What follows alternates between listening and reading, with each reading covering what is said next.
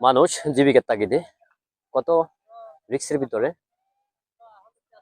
কর্মস্থান গড়ে নেওয়ার চেষ্টা করে। তেমনি ভাবে আমার পিছন সাইড দেখতেছেন মানুষ জীবিকা নির্বাহ করার জন্য, দেখেন এর ছোট ছোট মানুষের মাথাগুলো দেখা যাচ্ছে, তাছাড়া অন্য কিছু না, পুরো বডিটা কিন্তু পানির ভিতরে। ছোট ছোট শুধু মাথাগুলো তাদের দেখা যাচ্ছে।